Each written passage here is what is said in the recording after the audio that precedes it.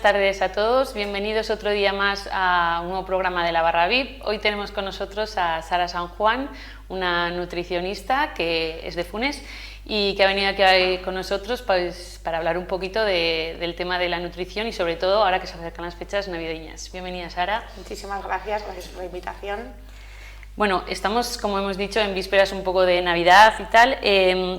Son fechas donde hay pues, grandes días de comilonas, ¿no? De excesos de consumo de alcohol o de comida. Y hay mucha gente que cuando pasan estos días, ¿no? En mitad de enero de repente les entra el sentirse mal, ¿no? Y el decir, ahora de repente quiero hacer un montón de ejercicio, ahora de repente quiero... Y viene un poco el tema de las dietas milagro. ¿Existen las dietas milagro? A ver, yo creo que... Bueno, voy a contestarte a la pregunta en dos bloques, ¿vale? Sí. El primero de todo, que no hay que agobiarse. En estos días que nos vienen ahora, ¿no? De excesos de comida, de bebida y demás, no tenemos que agobiarnos. Lo que tenemos que es organizarnos, que es fundamental. Al final, días de Navidad son 4, si nos ponemos a contar realmente, ¿no? Tenemos Nochebuena, Navidad, pero es que el 26, por ejemplo, ya no es nada. Entonces ahí no tenemos que estar con los restos, ¿no? De las sobras de las comidas, con los turrones que los tenemos comprados desde octubre, ¿no? Entonces, lo que tenemos que hacer es organizarnos. Y los días de comidas, comemos, disfrutamos del momento, ¿no? Familiar, que ya ves que los momentos siempre pues, familiares o con los amigos siempre son a base de la alimentación, a base de comida Sí. y a base de bebida. Entonces, disfrutamos de esos momentos, siendo conscientes de qué estamos comiendo, qué me apetece y qué no me apetece comer, ¿no?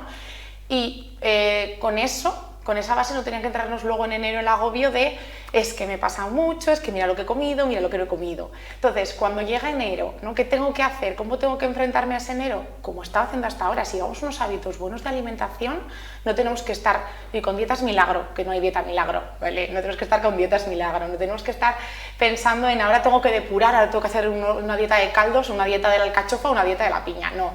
Tenemos que intentar seguir mantener nuestros hábitos saludables y ya está, no hay un remedio por excelencia porque al final las dietas milagro no te enseñan a comer, que es muchas veces no la base de la alimentación, aprender a comer, esa educación nutricional.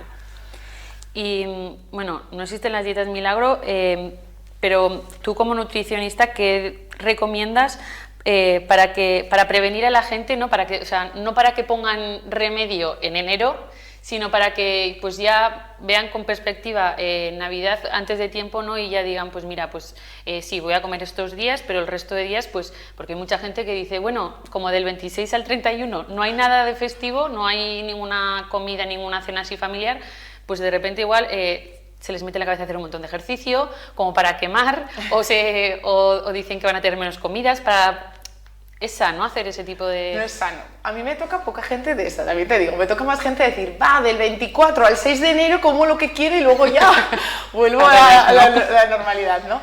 Pero tampoco es sano. Los extremos nunca son sanos. Entonces lo que tenemos que hacer es siempre, pues eso, ir organizándonos, ir regulando un poco la alimentación. El 26, pues vuelvo a mi alimentación normal. Tenemos más tiempo porque igual estamos de vacaciones, no tenemos trabajo y demás, estamos, ¿no? Pues voy a disfrutar de un día en el campo, de ese ambiente, ¿no? De naturaleza, de andar, pero que no sea como una compensación porque si hemos sido conscientes de que hemos estado comiendo, no tenemos que compensar. Claro. Nada. Claro. Y luego,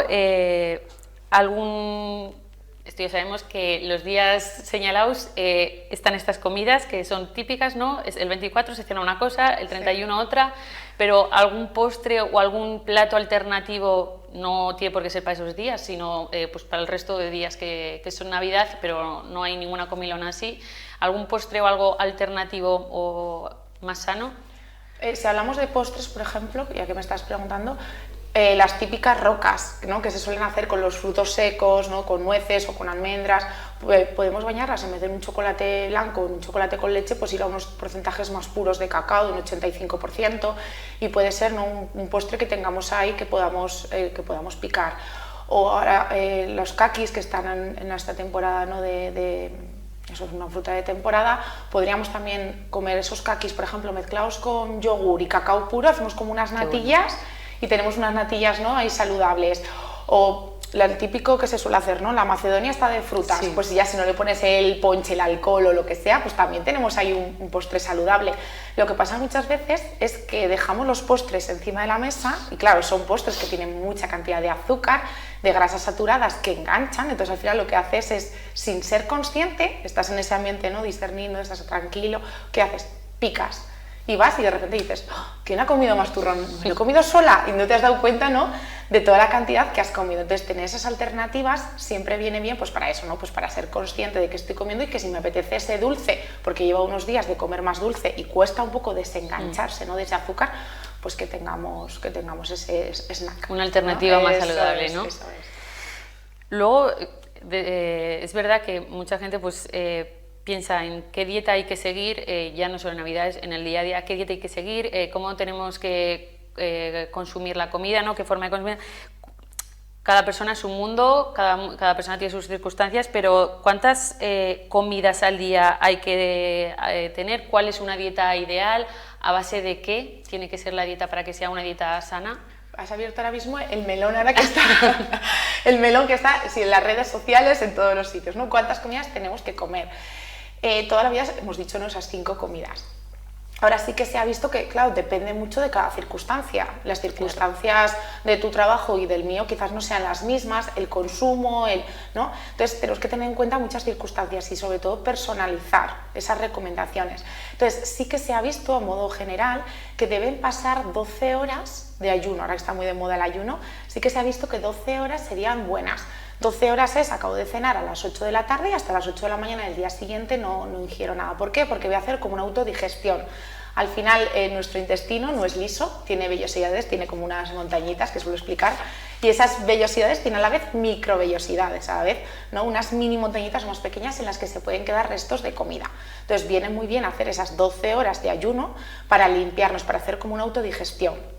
Eso implica que tengo que, eso lo que digo, ¿no?, acabar de cenar a las 8 de la tarde y hasta las 8 de la mañana del día siguiente pues no comer nada.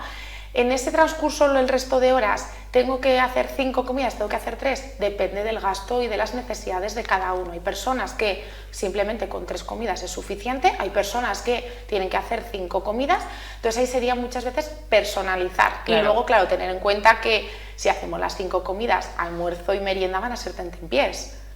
¿Vale? Van a ser como un snack, ¿no?, una fruta o unos frutos secos. Algo más ligero. Eso es, algo más ligero, eso es. Vale, y luego también quería un poco desmontar mitos en torno a la alimentación, porque es verdad que hay muchos mitos y además cada día pues como que se extienden más sobre algunas comidas. Mucha gente dice que para estar siempre hidratado hay que beber al día 2 litros, otros dicen que hay que beber 3 litros, que si el pan engorda. ¿Qué hay de cierto, por ejemplo, en el tema del pan? Porque aquí es muy popular para las comidas acompañarlo siempre de un pedacito de pan. ¿El pan es propenso a que te haga engordar o es el acompañamiento lo que te hace...? Vale, el pan en sí no engorda, o sea, yo no diría que hay alimentos que engordan o alimentos que adelgazan, ¿vale? Así, dicho así, ¿no? Entonces, ¿qué tenemos que tener en cuenta del pan? Para empezar, la calidad del pan. ¿Qué pan estamos comiendo? No es lo mismo un pan de masa madre con harina integral que un pan blanco, ¿vale? Entonces tenemos que tener en cuenta la calidad de ese pan.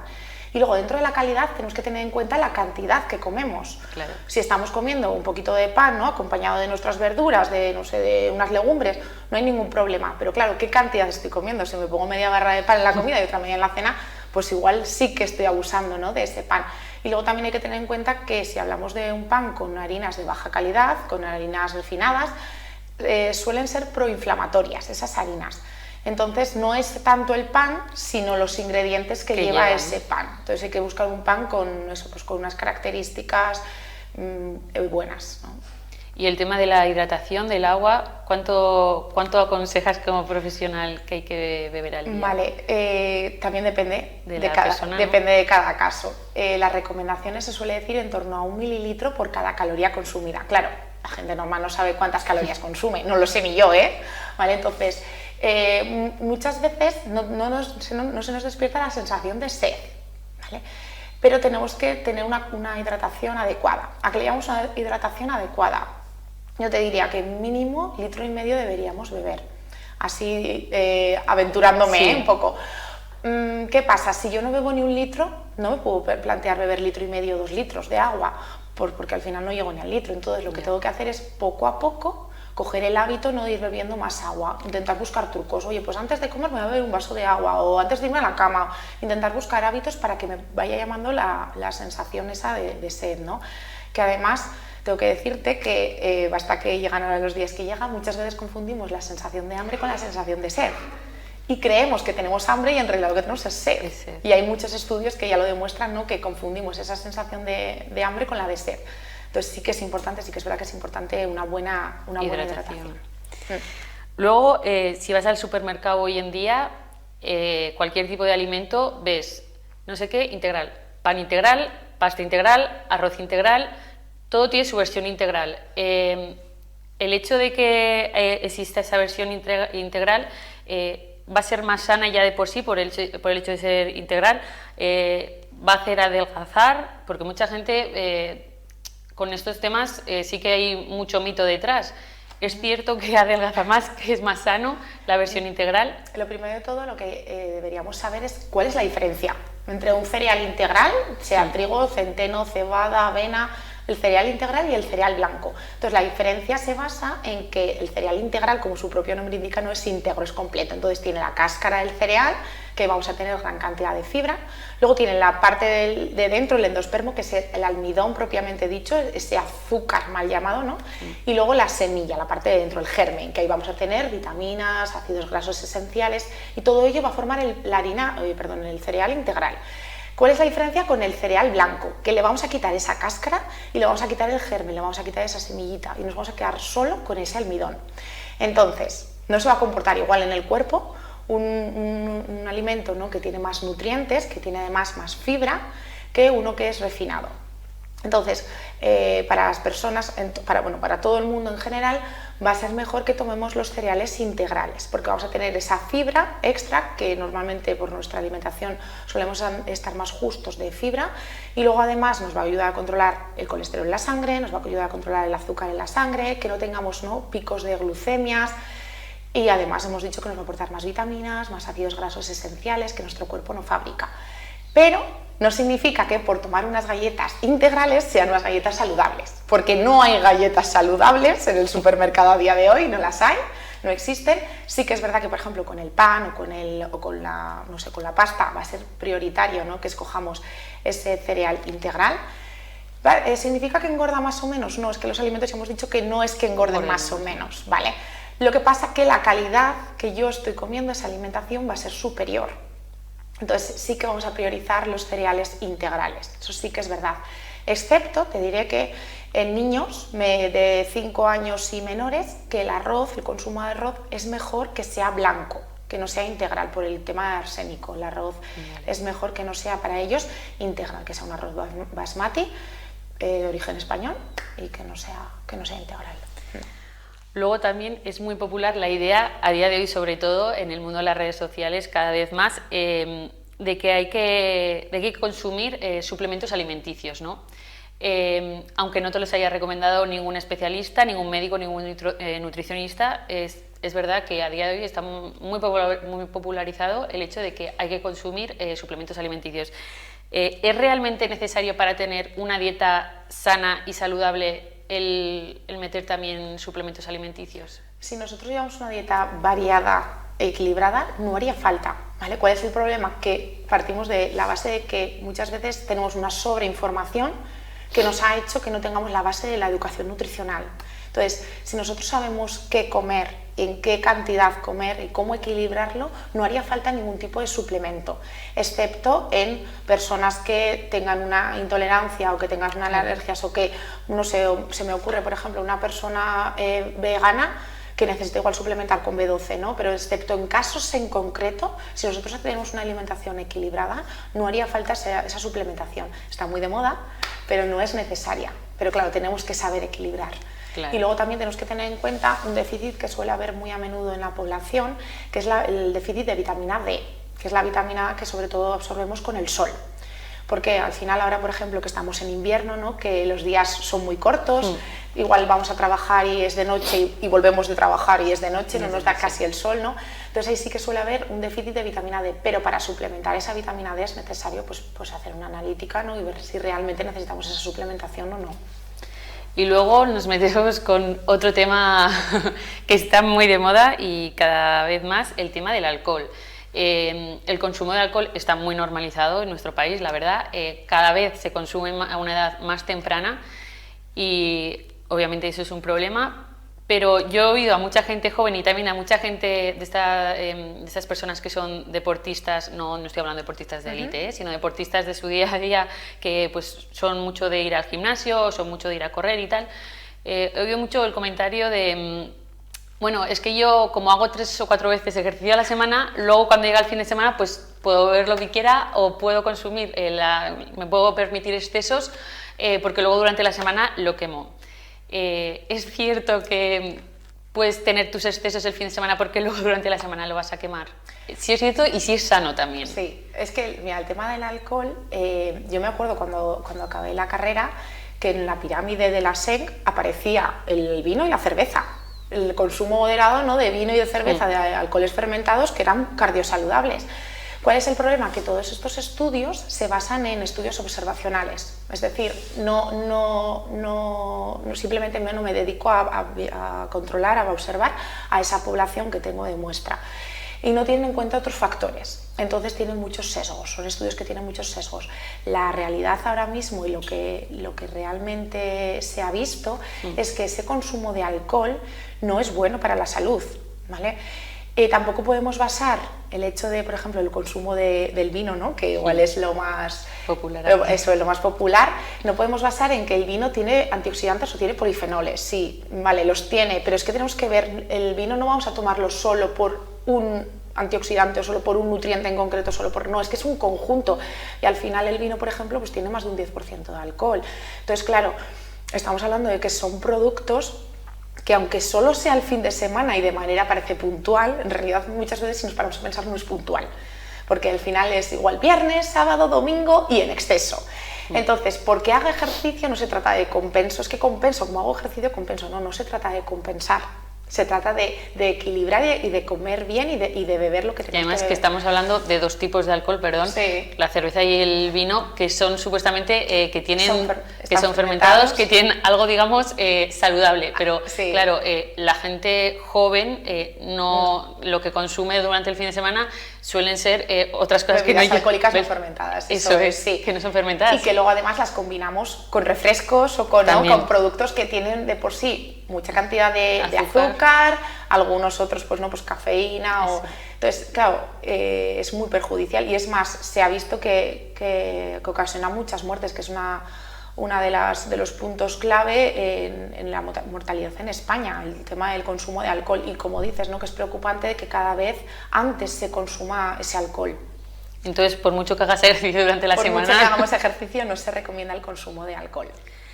¿Cómo dirías tú que, para que entienda también un poco la gente, que afecta el alcohol? A corto plazo ya sabemos más o menos cómo afecta, pero a largo plazo, ¿cómo le afecta al organismo el consumo pues todos los fines de semana de alcohol? Sobre todo, o sea, al final nos va a perjudicar, ¿no? en todo nuestro organismo, pero sobre todo vamos a dañar mucho el hígado, que al final es donde se va a metabolizar el alcohol. Entonces, tenemos que tener en cuenta que ahora mismo hay muchos problemas a nivel de hígado, que el hígado al final es un órgano vital, fundamental, y que al final lo machacamos, como decimos, desde edades muy tempranas. Entonces, luego a la larga sí que se ven problemas de malabsorciones, problemas de cirrosis, entonces, claro, problemas de infartos, de enfermedades cardiovasculares en general, porque no solo hablamos lo que decimos, no solo hablamos del alcohol, sino de lo que acompaña a ese alcohol, del tema del azúcar y demás. Entonces yo sí que diría que al final ese consumo de alcohol es que no va a ser nada beneficioso para nuestra salud y, como decimos, ¿no? Pues que a la larga va a causar, pues que puede causar incluso la muerte. Entonces, es algo a tener en cuenta. Es algo a tener muy en cuenta. Sí. Y luego, cambiando un poco de tercio, quería hablar también sobre el tema del consumo de bollería chucherías, de dulces en general, cómo empieza también a edades muy tempranas, quienes más lo suelen consumir suelen ser niños, suelen ser menores de edad, y claro, yo me acuerdo que cuando yo era pequeña, pues sí que te daban pues la paga, ¿no? Y el domingo pues podías gastarte algo, pero sí que es verdad que ahora también está mucho más normalizado el consumo, pues eso, viernes, sábado, domingo, e incluso entre semana, ¿no? De, pues eso, de bollería y de dulces. ¿Cómo puede afectar también todo este tema ya a que acostumbre al cuerpo a un niño tan pequeño, por decirte, no sé, 5 o 6 años, que lo empiece a acostumbrar a todas las semanas consumir ese tipo de alimentos? ¿Cómo le puede afectar? Mira, el tema de la bollería industrial tiene dos puntos importantes a tener en cuenta. Uno es el azúcar y otro son las grasas que tienen, ¿vale? Empezando por el azúcar, la Organización Mundial de la Salud en adultos nos recomienda un máximo de 25 gramos al día. Ahora sí que se ha visto que el consumo realmente, cuanto más se aproxime a cero, mucho mejor, ¿vale? En niños y niñas, en torno a la edad esta que estamos hablando, sería unos 16 gramos máximo al día, y en niños, en bebés, sería el consumo máximo de 0, ¿vale? Eso por un lado en cuanto al azúcar. En cuanto a las grasas, son productos que tienen gran cantidad de grasas hidrogenadas y grasas trans, que son grasas muy perjudiciales para la salud, porque son esas grasas, ¿no? que hablamos que se quedan pegadas en las paredes de las arterias, sí, que nos aumentan el colesterol, ¿no? Y demás. Entonces, ¿cuál es el problema? Que, como decías, ya no solo es el fin de semana, sino también entre semana. A mí me toca ir a muchos colegios y ves en el almuerzo que se llevan para almorzar un batidito de chocolate y un bollito. Es que voy con prisa, o no, la justificación muchas veces, sí, que es con prisa te cuesta lo mismo coger el bollito que coger un plátano del frutero, ¿no? Sí. Entonces, claro, ¿cuál es el problema? Que es el consumo es diario, y se ha visto que niños y niñas estamos consumiendo en torno a unos 55 gramos al día de azúcar, más, ¿no? Que es muchísimo más de las recomendaciones actuales. Eso cuando hablamos de población infantil. ¿Qué pasa? Que esa población infantil ya se acostumbra a esos sabores, a esos umbrales tan altos de azúcar. Entonces, claro, luego le das un yogur natural y no le gusta. ¿Cómo le va a gustar? Si es que está acostumbrado, ¿no? A ese sabor, a ese sabor azúcar, dulce, claro, que engancha. Entonces, claro, lo que habría que hacer ahí es una reeducación nutricional, ir cambiando esos hábitos, ¿no? Y evitando muchas veces, ¿no? esos ultraprocesados que son muy perjudiciales para la salud. ¿Por qué? Porque al final problemas a la larga de diabetes, problemas a la larga, ¿no? de hipercolesterolemias, enfermedades cardiovasculares, volvemos un poco a lo mismo, y desde edades tempranas. Entonces, claro, el problema es que como engancha tanto, luego cuesta mucho desenganchar, claro, a ese tipo de Estamos, en cierta manera, volviendo adictos al consumo de azúcar, sí, a edades muy tempranas. Desde luego, desde luego. Vale, oye, pues bueno, no sé si quieres añadir algo más, comentar algo más de este mira, tema. Basta que hemos hablado ahora, sí, del tema de niños y azúcar, que muchas veces, porque lo hemos hecho siempre así, o sea, a mí en mi casa también me ha tocado, si te comes, lo típico, si te comes la alubia verde, de postre tienes una piruleta, o si te portas bien, o sea, en el dentista te damos una piruleta, ¿no? Los premios. Eso es, los premios con los alimentos. ¿Qué pasa? Que evolucionamos, ¿no? Vamos avanzando en edad con los premios como alimentos, y al final lo que pasa es que cuando quiero una recompensa acudo, ¿no? A esos ultraprocesados normalmente. Entonces tenemos que tener en cuenta que los premios, los alimentos no se utilizan ni como premios ni como castigos. Podemos tener otras recompensas.